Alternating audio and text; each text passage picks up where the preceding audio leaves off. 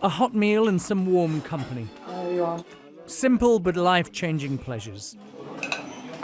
But as the cost of living rises higher and higher, many of our elderly are struggling.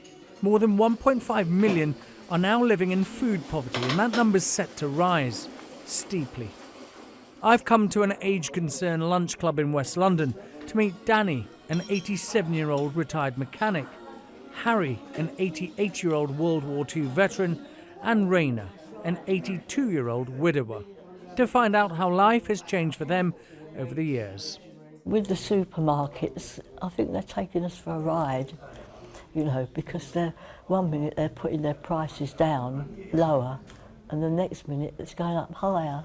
So you don't always know what the right price is, So, you only got a certain amount of money to spend.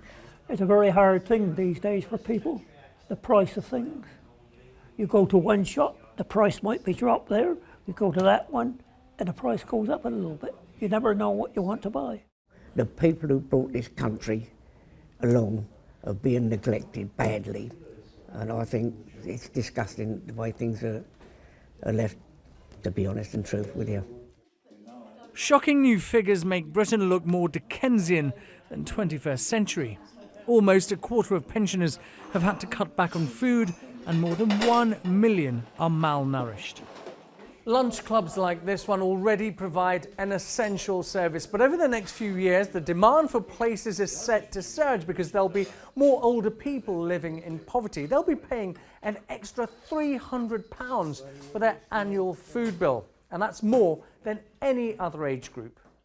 As the chill sets in, the choice faced by many pensioners this winter will be stark: food or fuel.